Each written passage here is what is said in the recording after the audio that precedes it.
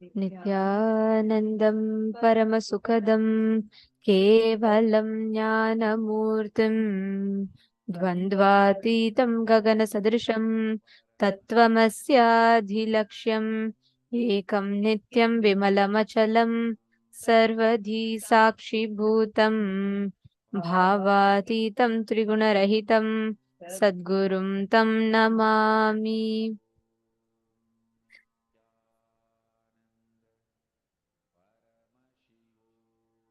Nithyanandam.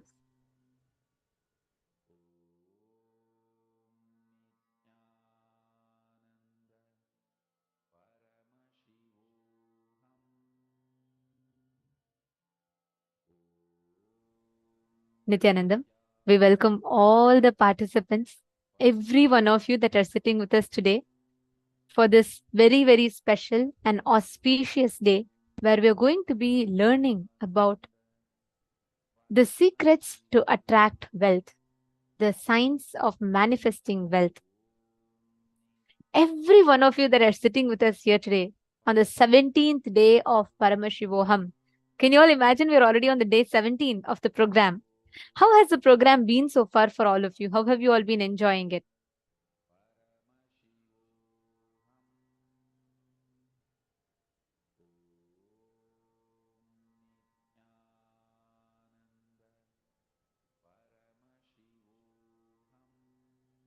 We request all of you to take a few minutes and share. How have you all been enjoying the program so far?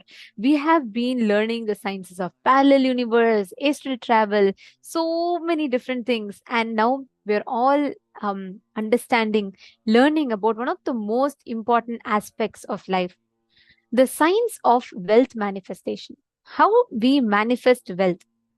How can we create wealth in our life? We're all going to be learning the science, understanding the science, and mastering the science.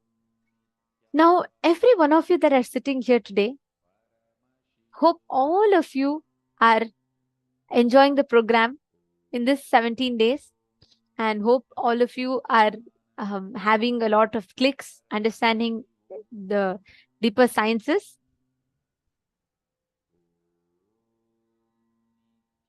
Nithyanandam, enjoyment beyond description, never enough for me of this knowledge. I love to be in program daily. That's beautiful. Today, the theme that all of us are going to be learning about is one of the most important aspects of our life. Because without this, the whole humanity, everyone runs for this.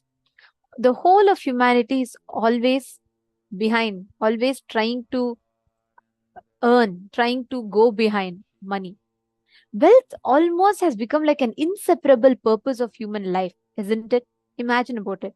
Whenever you look for achieving something, the first thought you have about it is, oh, do I have enough wealth to create it for myself? Can I actually manifest it? Do I have the ability to create it for myself? And wealth comes synonymous with resource, wealth comes synonymous with power, wealth comes synonymous with strength, and so many definitions. And for many, it defines our status of existence. It tells us whether we are powerful, we feel powerless without wealth. But See, one thing today is not about to say that, oh, you should not be earning wealth. No, today's day is all about how can you earn wealth? How can you sustain the wealth? And how can you make your whole life extremely wealthy? We all always think spiritual people should not be wealthy people. Oh, I'm very spiritual. Look, that's why I'm poor. We equate poverty to spirituality. But today, we are going to be learning something really, really amazing. We are going to be understanding how you can become extremely wealthy. You can become such an amazing, wealthy, auspicious being, live in the most royal way without having the necessity to give up on something, to give up on something that's not proper, to give up on, like, you don't need to live a life of like poverty kind of life. No. In fact, did you know that Swamiji tells poverty is sickness and poverty is not accepted in Hinduism, which means being if you consciously decide to do the tyaga of your wealth and that powerfulness that you're sitting with is different. But suffering without wealth is not accepted in Hinduism. But why so? Is wealth such an important component of our life? What is the true definition of wealth? We are going to be getting answers to all these questions today. And Ma Vimala has posted, I'm actually not able to grasp and cognize, but I'm enjoying the program. That means you're actually attending the program the right way. Be very clear. If it's your first program and you feel you're not able to cognize, then you're actually understanding things. Because it takes three Paramashivohams for someone to grasp what Swamiji is saying. You all should know just one day of your program, right? Like let's say day one. This day one or like each day of the program is a separate course in itself. Like Swamiji has encapsulated 21 days of inner awakening syllabus in just one day of your program. So it is not like, it's not very beginner level. This is the most advanced way. Swamiji has encapsulated the whole of all the gifts in just one day. So it will at least take three Paramashivohams for a person to attend for them to understand it completely. So Mavimala, don't worry. You're absolutely in the right track. And all of you here, especially the people that have been participating so beautifully, I just want to tell all of you, each one of you are actually receiving such an amazing, auspicious gift. Understand? See, just by you participating, the way you are grasping the truths are increasing multifold.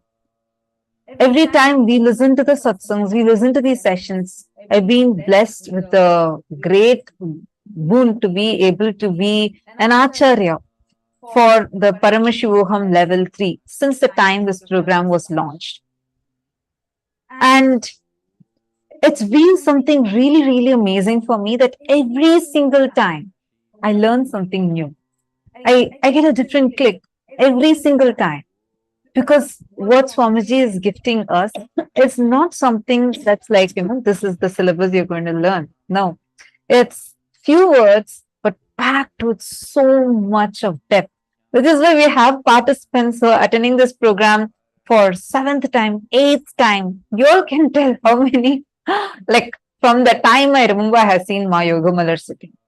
Like from the time this started, I've been seeing there are a set of people who come every single time. From the time Ma Dona started coming, she has been coming for every season.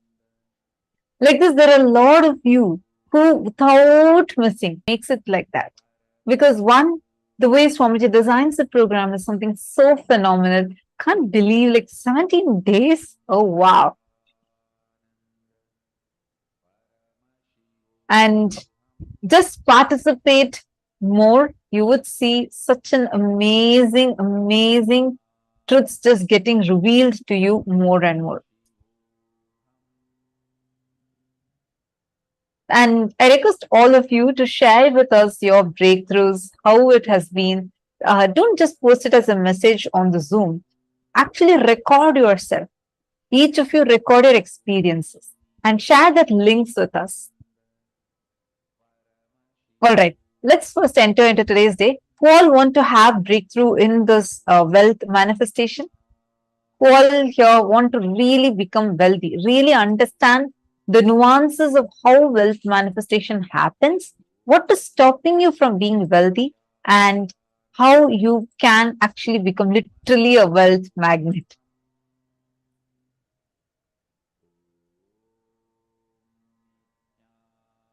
Who all want that?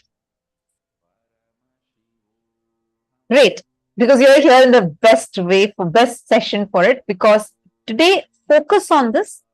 Every session is going to be guiding you for wealth manifestation. The first session is on Vaikuntha Loka. Every day we start our sessions either learning about a particular samadhi or a loka. This is to start. The starting itself is going to be very high, like a high level subject. It's advanced level subject. So You need to listen to it intensely. Swamiji is going to be revealing about the abode of Mahavishnu, the god of wealth or spaciousness. We're going to be learning about his abode, how you can reach his abode, what is the frequency you need to be in. And then we are going to be entering into learning about what wealth is. Wow, there are certain things that is actually stopping us from manifesting wealth. Like what are those things that are stopping us from actually manifesting wealth? Sometimes we struggle with a lot of debts. Sometimes we struggle that I keep getting more and more money. Somehow it does not get sustained by me. It just doesn't stay with me. We all have these kind of problems. So I'm just going to address every single thing. And we're also going to learn some techniques that can help in manifesting wealth. So, ready? Shall we start our day? Let's begin with the very first session where we are now going to be entering into the session of Vaikuntha Loka. Let's listen to the revelation now.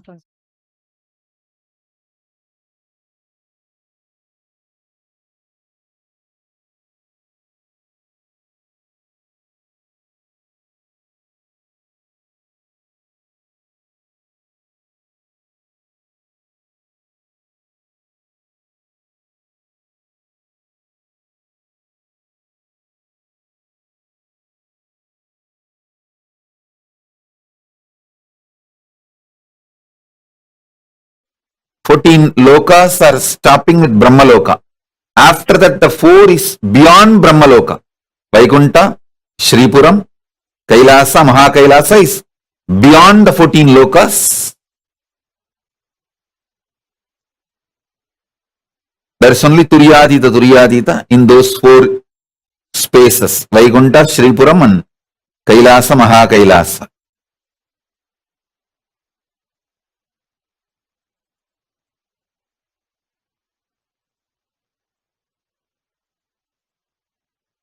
Like Vaikunta is abode of Vishnu. What about Shripuram? See, Vaikunta is abode of Vishnu, Parandama. Shripuram is Parameshwari, Paramashiva Shakti. Kailasa is Paramashiva. Mahakailasa is Paramashiva in his pure formless space. Beyond the form and formless space. That is Mahakailasa. In Kailasa, he lives as Paramashiva with form. Mahakailasa is a pure formless space. Intense life, alive. Even if you meditate on it, you will feel ecstatic.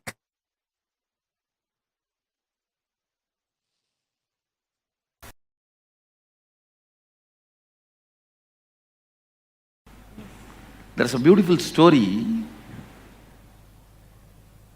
Vishnu was lying on the Vaikunta. Mahalakshmi was pressing his feet. Suddenly Vishnu got up and started running. Mahalakshmi thought, did any demon attack Vaikunta? Even then I have never seen in my whole life Mahavishnu running like this. And she was also chasing him and asking, Arey, tell me, why are you running? At least tell and run. Which demon is attacking? I don't see any demon, any attack. Then Vishnu, without reducing the speed, the same speed running, and he's telling, look there, look there.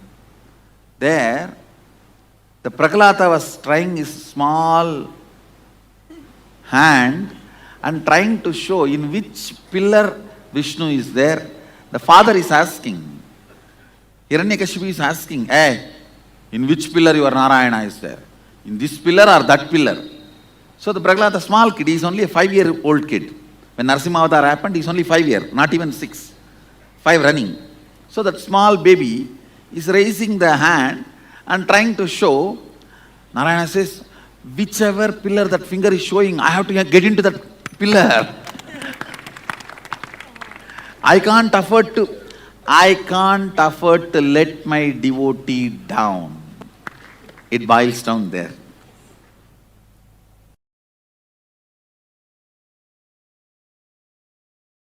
The prana of Vaikuntha is love, prema, bhakti. It's very intimate space, Vaikuntha. Kailasa is oneness, yaga, fire.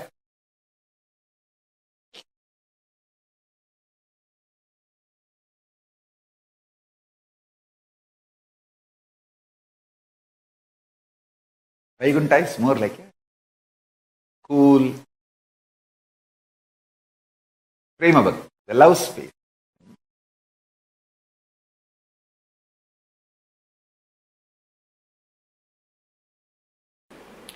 Seeking is nothing but your ability to throw tantrum and get the attention of the cosmic mother. I am telling you, just sit under one tree with a depth and decision of seeking. Simply Kailasa has to shiver. Kailasa will shake. Don't try to be Ravana, trying to shake the Kailasa. You will be caught under. Just be a yogi. Vishnu cannot sleep there. Vaikuntha will have a tsunami. He has to come down and attend to you. Because after all, Vaikuntha, Kailasa and all is nothing but a parallel universe of you. Your Anagata Chakra. The parallel universe of your Anagata Chakra is Vaikuntha.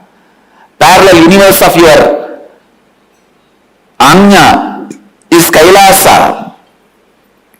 If you shake your Anya, Kailasa has to wake up and Mahadeva has to appear in front of you.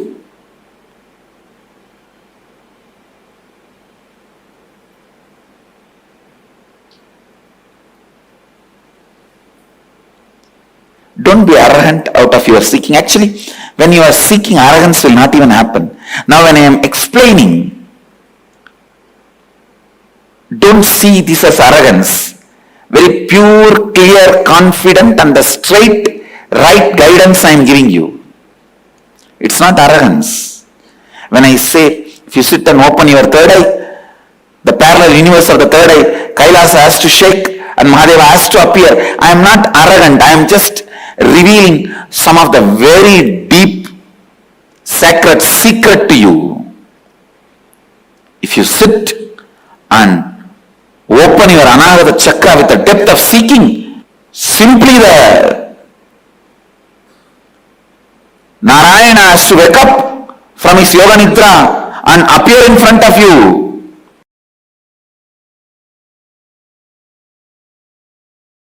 Let me explain some of the important things you need to know about puja. The first truth you need to know, God exists and He accepts your love, your devotion. Actions you perform as demonstration of your sacred sentiment that I love you, I am surrendering, I recognize your existence in my existence. Whether you are happening to me in the form of joy, health, wealth, bliss, contentment, all the good things I feel as good things, or some things which I am not yet able to recognize as good things, you may be happening to me in whatever way you want, whatever way life is happening to me. But I do recognize your existence in me, in my life, in my existence. Sharing this truth authentically is what I call devotion, bhakti.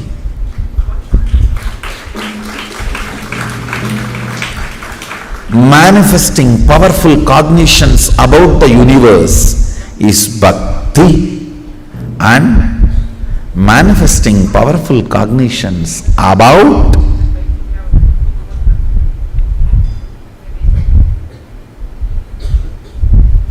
everything that exists is puja.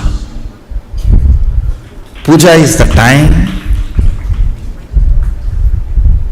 you naturally manifest most powerful sacred cognitions about life, about universe, about God. Especially if you understand those mantras, the sacred sentiments, meaning behind those mantras. We will start soon classes, sessions, for every one of us to understand the sacred sentiments.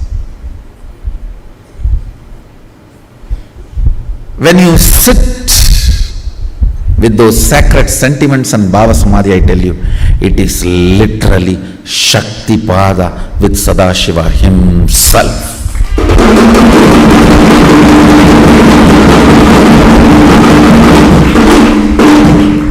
It can manifest so much of powers, state of Sadashiva, space of Sadashiva, and powers of Sadashiva. It can just do wonders, I tell you. Fools are those who don't know the taste of Shiva Puja.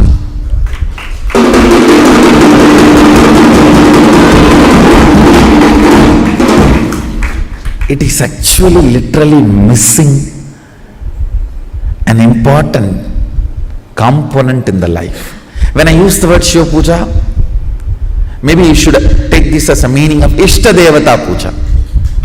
I don't want to exclude the Shaktas or Vaishnavites or other deity worshippers.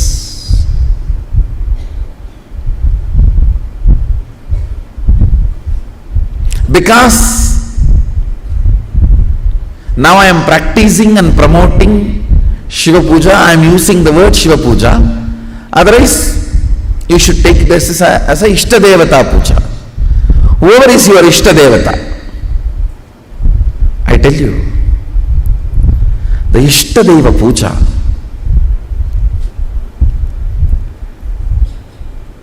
physically sitting and cognizing the Archavatara,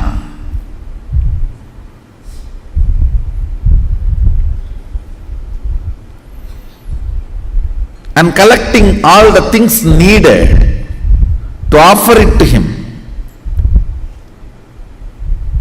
and offering by invoking the tremendous sacred sentiments and just getting soaked into it. It's a methodology of creating Kailasa wherever you are.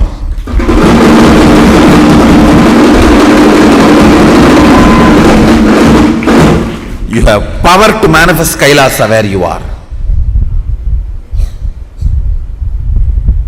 And your sacred sentiments are so powerful, he has to recognize it.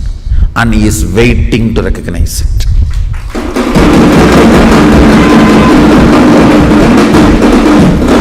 Sadashiva may not need your puja, but he is waiting to respond to your puja.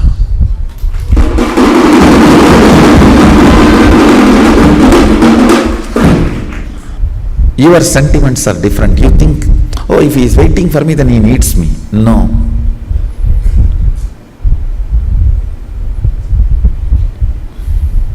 He doesn't need, but he responds. He is alive, very much alive, available.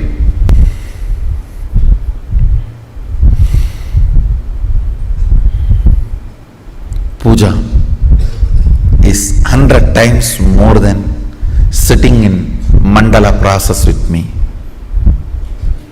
When you sit with me in the puja, the Shakti Pada is 100 times intense than the mandala process.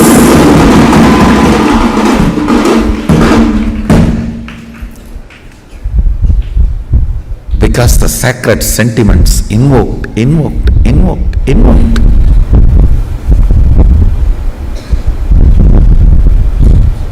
And just like a wave, rising and settling, raising, and it settles into your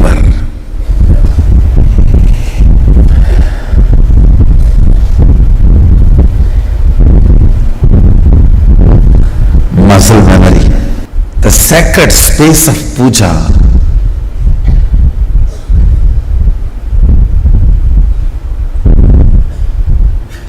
the sweet space of puja.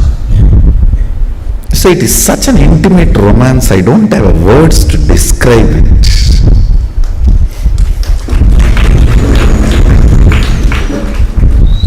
Romance described loses its sweetness and sacredness, becomes dirty. If I just see last 39 years of my life on the planet Earth, what is the activity in which I have spent maximum time?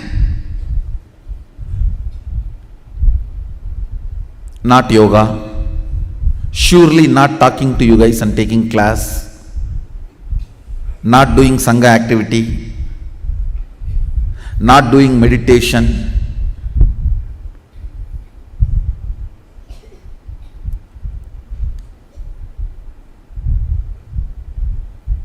At least equivalent of the time I spent on all these activities, I spent on puja.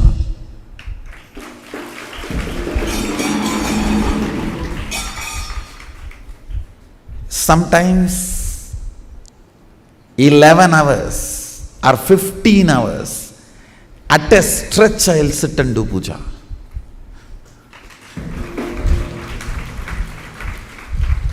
Understand, I may promote the Shaivite rituals, Agamic rituals, but I myself was Sakta.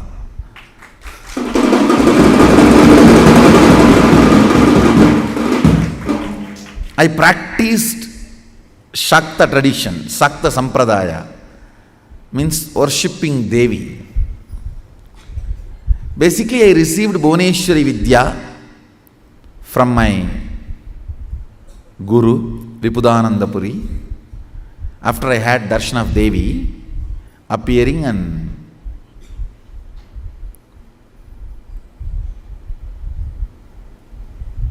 I made the deity of Devi with my own hand in a stone variety called soapstone.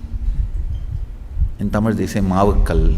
It is a kind of a soft stone. I myself made tools with my own hands and carved, took the help of local carving artisans, few hours their support. So after I did this deity, my Guru was thoroughly impressed, and she gave the Bhuvneshwari Vidya and Bhuvneshwari puja method, the practice. In those days there was no Google, so the local library is the Google. I'll go and sit in the local city library. It is not, I should not say city library, a village library. There was a government library where a lot of books will be there. And Ramanashram also used to run a library.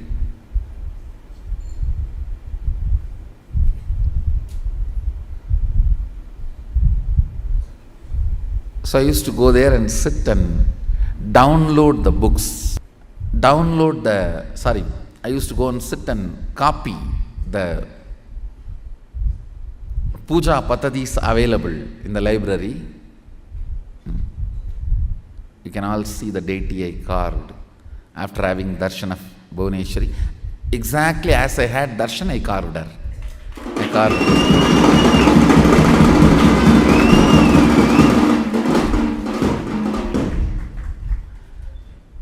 And actually, my life started with puja. It is Ganapati puja, Ganesha puja, with which my whole life started.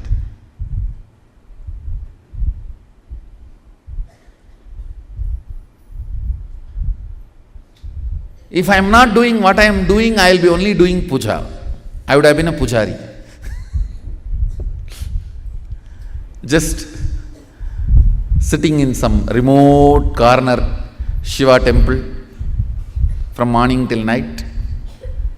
I may be just sitting and pouring water on the Shivalinga, chanting some slokas I know, or the mantras I know. That would have been my favorite time pass, or life pass, I should say. After I started preparing the manual, my guru used to correct the spelling mistakes, and she will give me the meaning and procedure.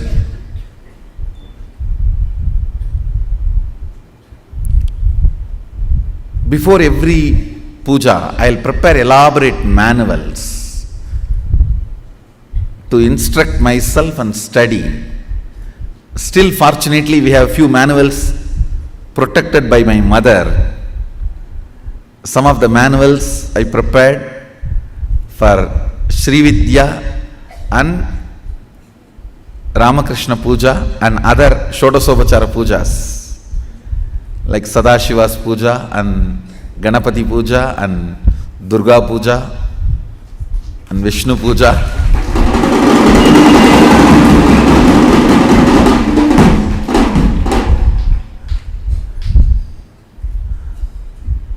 Still we have some of the manuals, fortunately.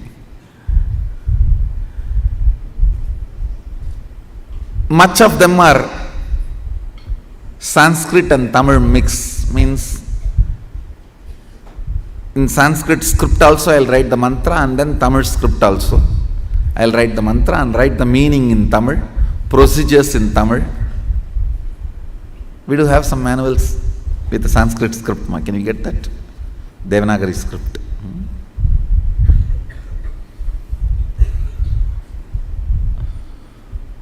Some I will write only in Tamil, but I will first prepare elaborately to educate myself. Thanks to my grandfather who put this seed of puja inside me, I have seen his sincerity. See, when the business hours increase, he will come back to home only night 1 o'clock. And after 1 o'clock, he will take bath and do the night puja. Night puja will be only 10-15 minutes. Then he will sing for some half an hour, all the stotras. He will go to bed by 2 o'clock. Next day again he will be up, awake 4 o'clock, take bath and do his pranayama. I have not seen him doing yoga, but I have seen him doing pranayama. He will do pranayama and start his puja. He is not a great pandit, but whatever few mantras he knows and stotras, with that he will do a very relaxed, spending lot of time, not hurry-burry, washing and cleaning those deities, clothing them and jewelling them and applying sandalwood paste and offering flowers or bay leaf and then the Naivedyam. Elaborately, very relaxed way, at least 1 hour he will spend. I have seen this from the time I remember me. From the time I remember me,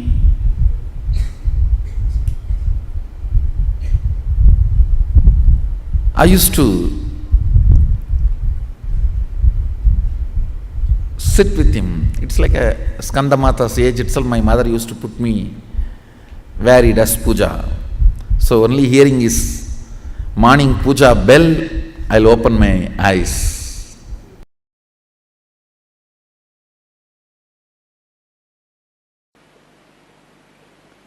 There's a beautiful story in Ramanuja's life.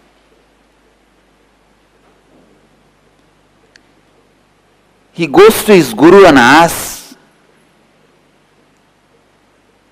him to give one method to achieve the ultimate. In Vaishnavism, the ultimate is the space in Vaikuntha, means the space of Vishnu. Ramanuja was in such high level of completion. The Guru gives him the initiation into the great mantra, Namo Narayana, Om Namo Narayanaya. And immediately, Ramanuja gets the glimpse of that space. Because he was in right context and the initiation was given, immediately gets that space. But the Guru says, don't go out and give this mantra to anyone and everyone, otherwise you will go to hell, they will go to Vaikuntha. But I tell you, whenever you experience, you will be possessed by the spirit of enriching. Whenever you experience, you will be possessed by the spirit of enriching. Here Ramanuja was possessed by the spirit of enriching. He runs to the temple tower, stands on the roof and calls everyone and says, come on, come on, come on. I have a secret technique to achieve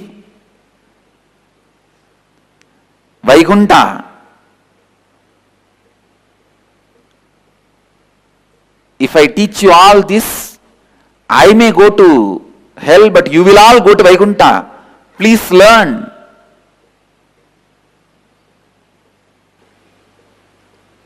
Immediately, he initiates everyone into that great principles and the Maha Mantra, Ashtakshari, Om Namo Narayanaya. And please understand, you cannot even stop yourself from creating when completion happens in you. Completion is so powerful that uses you and simply creates naturally through you. When you complete, creation becomes your natural self-expression, and you cannot stop even yourself from radiating creation.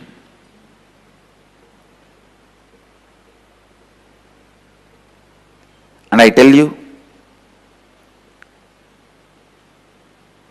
if I am asked to stand on the rooftop and shout, I will shout only this one word: completion, completion, completion, completion.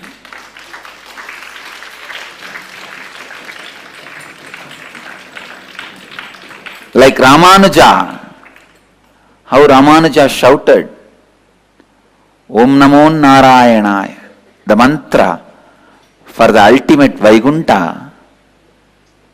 If I am asked from my experience, I will shout only this one word: completion, completion, completion. Learn the science of completion. Live the science of completion. Live completion.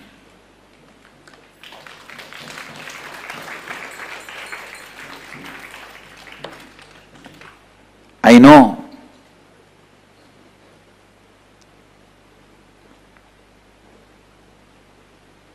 Ramanuja was heard by a few thousands. Now I am heard surely by few millions, because I am shouting in the media. But I tell you, completion, completion, completion. Learn the science of completion and complete with everything.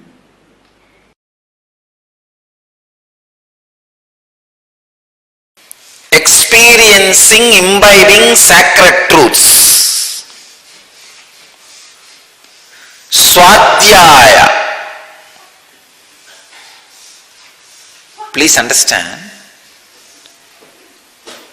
If you want to experience Vishnu, Vishnu represents a sacred truth of cosmic pervasiveness. Vishnuhu means cosmic all-pervasiveness. Imbibe that sacred truth of cosmic all-pervasiveness through deeper and deeper understandings and visualization. Then you will have the communion with Vishnu. Shiva is the extraordinary bliss of enlightenment, the cosmic auspiciousness, life. Very source of life is cosmic auspiciousness. Understand? I am exactly giving you the bija mantras to experience each God. Understand? For modern day, I am giving you the bija mantra for each God in English.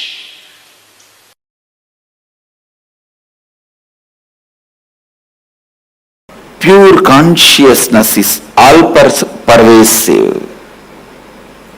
Even the moment you meditate, you just know.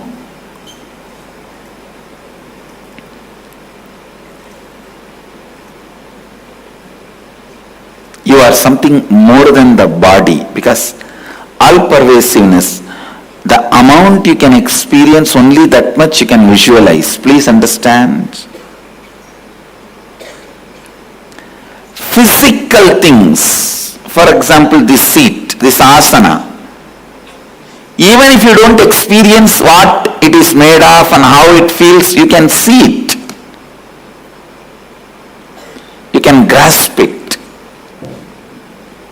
But the more and more things become subtle, it's the depth of your experience, how much you feel one with it, that much only you will know it. For example, physical, I already gave the example. You don't have to become one with this seat to see this seat or to use this seat, but a mental idea. You may need to become one with that idea to grasp the emotion and context behind that idea. Spiritually, how much you experience oneness with that idea, that much only you will even understand it.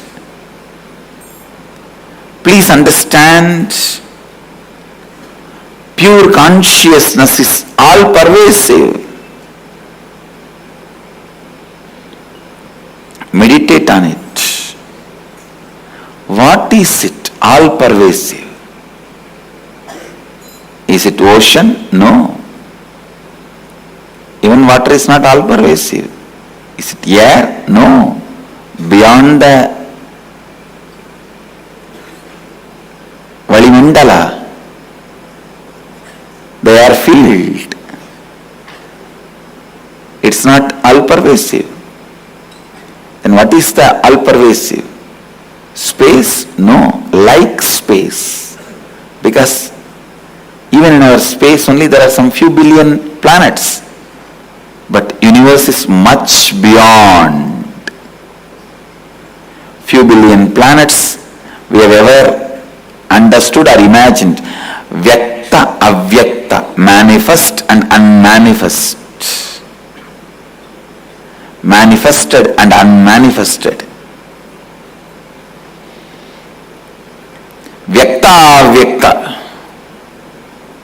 manifest and unmanifest.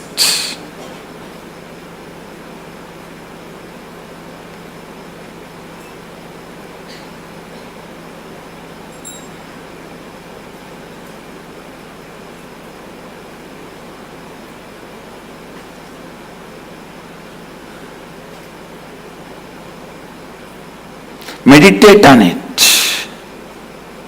Meditate on it. Meditate on it.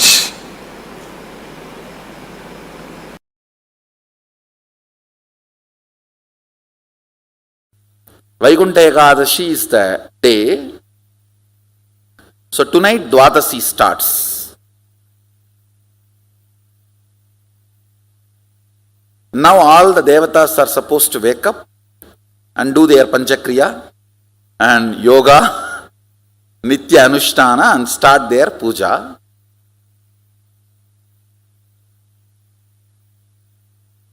As a gift bonus, Vishnu opens all the 11 dimensions and blesses the universe. Anybody has a free entry today. This few days, all the 11 dimensions are opened and made available for all the beings to come and enjoy. Like they give you free tour and free entry. And I want you to know all these are not jokes. It's true. It is really true.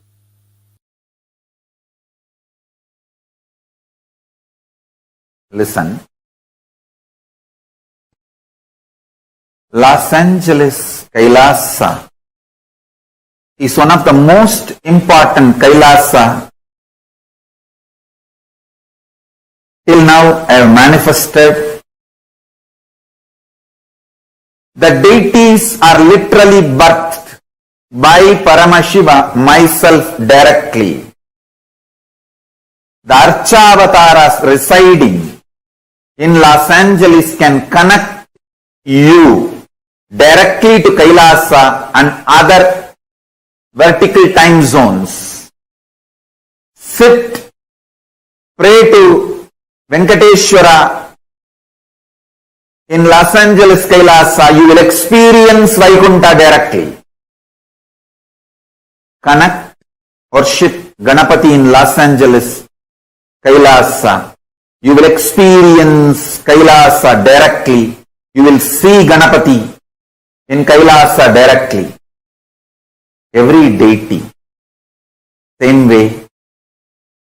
Rajeshwari in Kailasa, Los Angeles. Connect with her. You will directly see Sripuram, Parashakti, Parameshwari, Rajeshwari. Every god in Los Angeles is directly birthed by me, Paramashiva, myself. The deities there directly will connect you to other portals, other lokas, and bring all the best things from that loka, not only the boons you ask, darshans of gods and liberation itself. Los Angeles Kailasa will be one of the most important Mukti Kshetra. This temple will be there forever till sun and the moon is there. That temple cannot be shifted. That deities cannot be shifted. It will be there forever. Liberating millions and millions and millions. I tell you,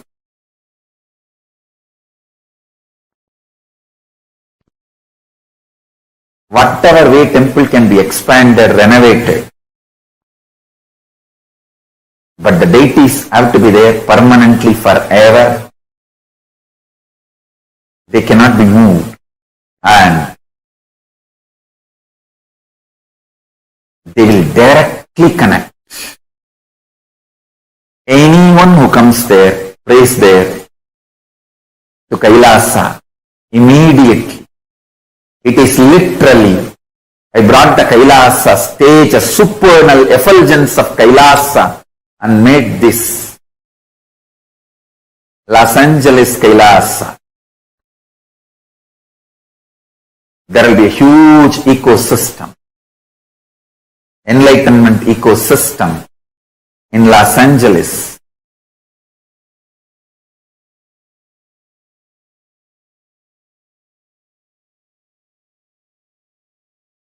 Like Tirumala, Tirupati, Varanasi, Madurai, thousands and thousands will stand in queue for hours and have darshan of Los Angeles Kailasa.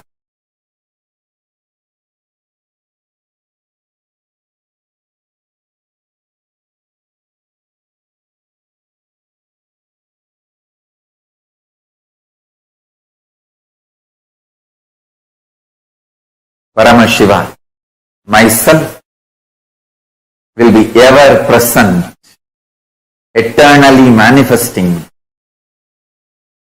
with all the gods and goddesses of Kailasa in Los Angeles Kailasa, forever, gracing every devotee, disciple, even visitors and viewers.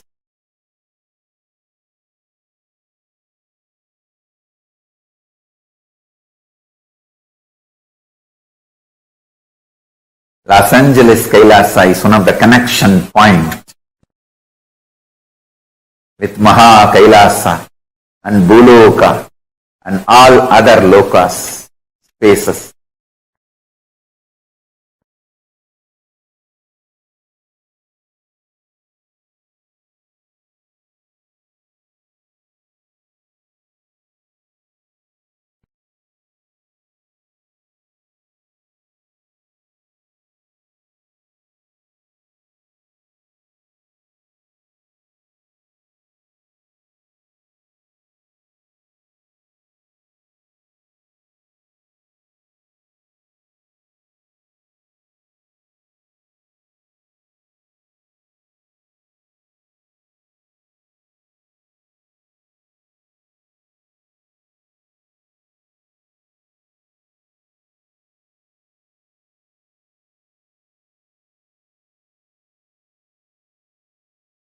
Los Angeles Kailasa is literally place where Paramashiva's being exists.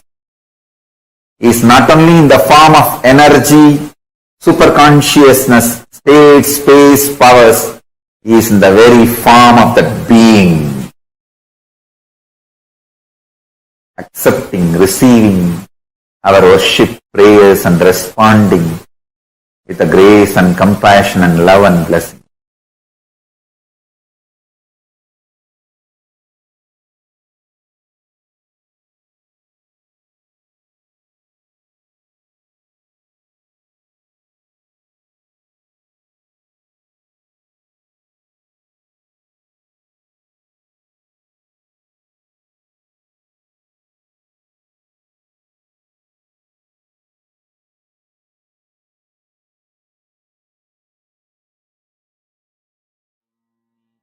Swamiji so beautifully explained about what Vaikuntha Loka is, the parallel universe of Vaikuntha. This is a space where Prema Bhakti is experienced. The space of Vaikuntha Loka, right? How it exists. Understand? The Vaikuntha is the abode of Mahavishnu. And the form that all of us having the darshan of today, Keshavartha Murti form, is the very form of Paramashiva with Parandama, Mahavishnu himself.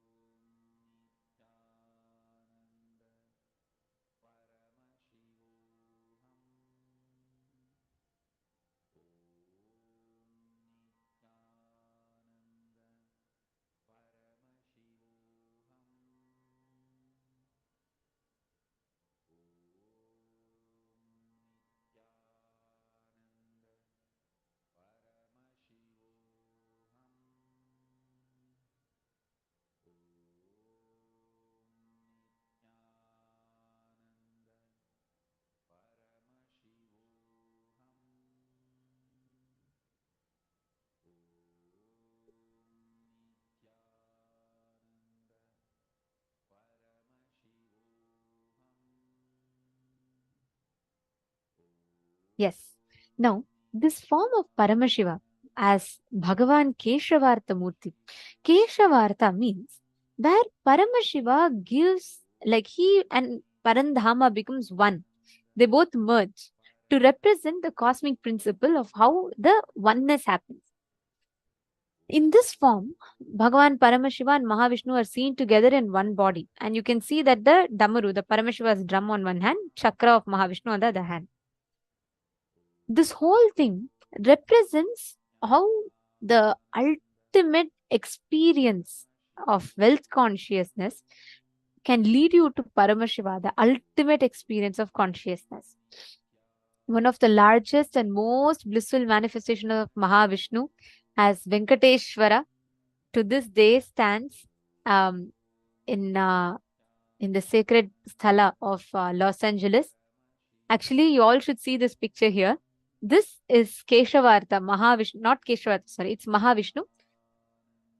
And this is Venkateshwara, the blissful form of Mahavishnu that is carved by Swamiji himself, which stands stationed in the Los Angeles temple. You can see this beautiful, actually, many deities around the world that we will see in many of the temples are all personally carved by Swamiji himself.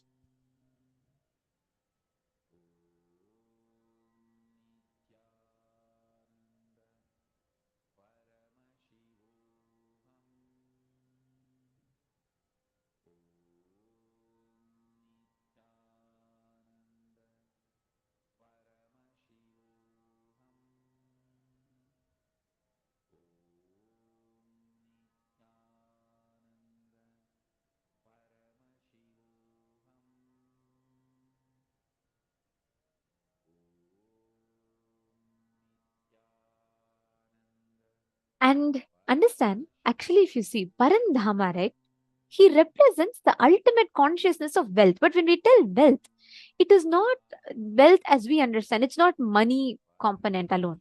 He represents the consciousness of abundance, the signs of attracting abundance in life. Parandama is a manifestation. He represents the um, life energy of the whole, actually, in his abode. The life energy of Parandhama's abode is love, prema bhakti, a very sweet, intimate space. And if you just remember, all manifestations of Vishnu represents this principle, prema bhakti, intimate, sweet love, that ultimate love, ultimate romance with life. That's why if you see Krishna, he gives you that juicy feeling of life, right? Just remember Krishna. He plays, he does all his divine leelas. He is such a blissful form. He represents that life energy. Vaikunta can be reached only by pure devotion.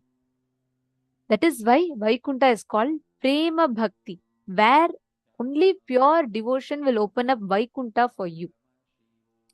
And that is what Parandhama represents. The Swamiji tells literally that the parallel universe of our Anahata Chakra, the heart center, is Vaikunta. The parallel universe of Anahata Chakra is Vaikunta. And this space of Vaikunta, you will manifest Ashtamaha Shaktis, and you will be able to manifest Ishitva, Vashitva, Prapti, Prakamya.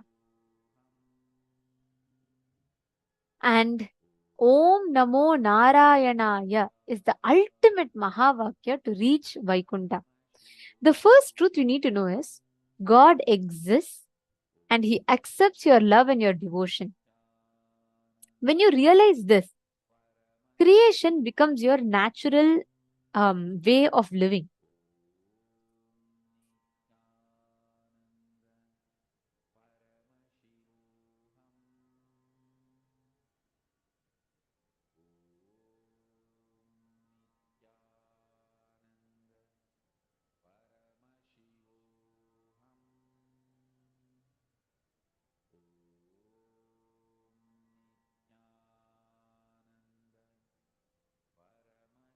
Actually, Swamiji very beautifully explains. Whenever you're in love, you always create, is it not? Have you all noticed whenever you fall in love with someone, you start trying to upgrade yourself?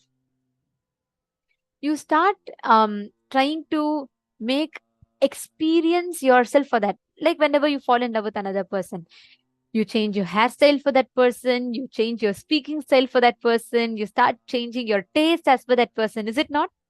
Even in a normal human to human love, we try upgrading ourselves as per that person. In bhakti, in devotional love, you start upgrading yourself as Paramashiva. You start upgrading yourself as Parandama, Paramapada. That is why it is said that when Krishna manifested, right, all the gopikas around him, they all were so much in love with Krishna that they used to every way, like whenever the gopikas were around, people used to not understand their love. People used to think they're all crazy women. Why will they go so much over a small kid? Krishna is a small boy. And why are they so much in love? If you see the Gopikas, morning they used to get up for Krishna, they used to dress up for Krishna, they used to make butter for Krishna, everything they'll be centered around Krishna. And people used to think they're all mad women. And so beautifully it is told. Like, there's a very beautiful story. Once Krishna, Narada thinks that, there can be no greater devotee for Krishna other than Narada, and all devatas had started thinking, they are only the great devotees of Vishnu, Krishna. And they used to think Gopikas are mad women. Like, they're all crazy people. They keep saying, they keep going so much gaga about Krishna, but they're not actually as devoted. They're all human beings.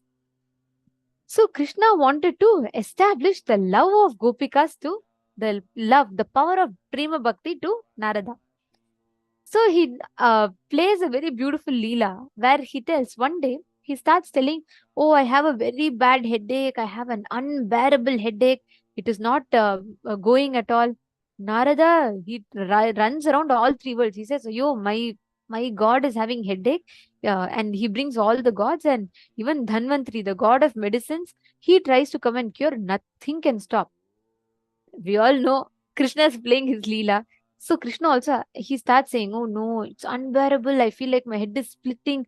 I can't bear, I can't bear. The whole three worlds are all going crazy. They're like, our God is having headache and we are not able to do anything. Then Krishna tells, look, I know the exact medicine for it. Then Narada says, oh. Krishna tells, the medicine for my headache is, I need the foot dust. One of my devotee should come and wipe their leg and take the dust from their leg, the dirt from their leg, and they should apply it on my forehead and I should smell it. The gods and everybody are shocked. They're saying, what? You are my God? I worship you. How can I give you my foot dust? Then Narada says, Prabhu, please don't play this Leela. I know you're playing this Leela, but don't do this. How can I give you my food dust for you to, for you to get rid of your headache? That is not possible. Prabhu, please don't do this. Ask for anything else, but not this. Krishna says, this is only solution I know. There is nothing else. Then slowly, each one starts saying, no, I can't give. I will never do it. How can I ever do? For that moment, they all forgot that Krishna is suffering with headache and they need to give him a solution. They get stuck with their Vedanta, their principles. So Krishna waits for some time and he's unable to bear the pain and he says, okay, look, Narada, go to the Gopikas and just tell him Krishna is having headache. And Narada goes, he comes to Vrindavan where the Gopikas are all existing, and he comes there, and the moment he comes, no Gopikas seems to bother about him. And he says, I'm coming from Vaikunta. That and all doesn't bother the Gopikas. They're all continuing the work. He tells that is where Krishna is. The moment they hear the word Krishna, they all run to Narada and say, how is our darling Krishna? How is he? How is he doing? What is he doing? Did you inquire? Can you tell us more about him? How is he existing? Then Narada says, look, all your Krishna is having a very bad headache. He's suffering with a very strong headache. They're saying, oh God, what can we do? Then Narada says, look, your Krishna is having a splitting headache. The only thing that can cure his headache is the dust from the foot of one of the devotee. Then, if the dust is whoever is having love for Krishna, whoever is great devotee of Krishna, they should put the dust from their foot onto Krishna. Immediately, Gopika said, Narada thought, how will these Gopikas give? How can their food dust and all go? They're after all human being. Me, I am a great Brahma Rishi. My food dust itself can't go on Krishna. How can these girls give their food dust? Gopikas, the moment they heard that, they're like, God, that's all? He just needs the food dust. Immediately, all Gopikas come together and they say, look, we don't know who amongst us is in great devotion to Krishna. All of us love Krishna equally, but we don't know who has real devotion and all that. So, one of the Gopikas removes her own sari, the sari that is covering her. She immediately puts it on the ground. They forget. For them, nothing matters other than Krishna. So, all Gopikas come, they all like wipe their feet on the sari, and they collect all the dust and they say, Narada, we don't know who amongst us is devoted. Immediately take this to Krishna and tell him, these are all the Gopikas that feed dust, and give it to him. Narada is like disgusted. He's like, first of all, these are human beings and they're giving their food dust to Krishna, and he takes it anyways. Whatever said and done, he takes it to Krishna and he says, Prabhu, look what your disciples have done. Immediately, Krishna, the moment Krishna sees it, he runs towards Narada. He smells that food dust of the devotees, and he applies that not just on his forehead, he applies that all over his body, and he tells, oh, Narada, I am completely rid of my headache. Not just I'm rid of my headache, I feel so renewed with energy. Then Narada realizes. Krishna tells, the moment I told you I'm having a headache and I need this thing, for you, even more than your love for me, your principles, your Vedanta was so important.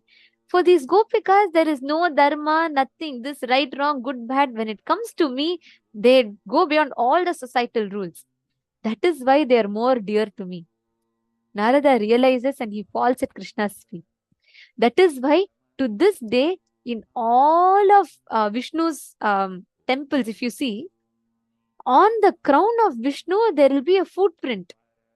It symbolizes how Parandama, he reveres, he keeps his devotees, those who love him beyond the social conditionings, he keeps all of them on his head. That is why in all of Vishnu's crowns, the devotee's footprint will be on the crown. Understand, that is the power of prema bhakti. That is the power of devotion. Devotion surpasses all the social rules, all the social conditionings. That is what resides in Vaikuntha.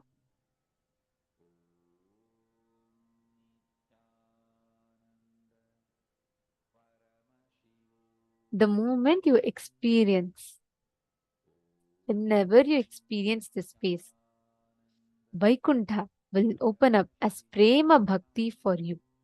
You will start experiencing tremendous love, tremendous overflowing bliss.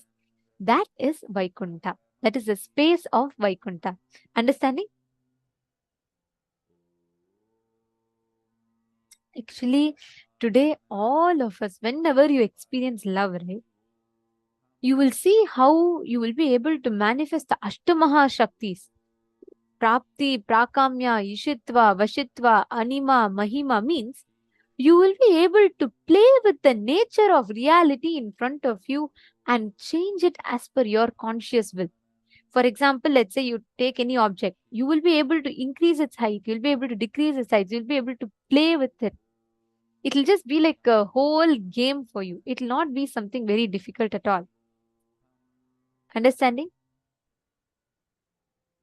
And there is, so this power of Garima, increasing the weight of an object, Lahima, decreasing the weight of the object, and Mahima, increasing the size of the object, and Anima, decreasing the size of an object. So today, with this Prema Bhakti as the core understanding, we are going to be manifesting this exact same space.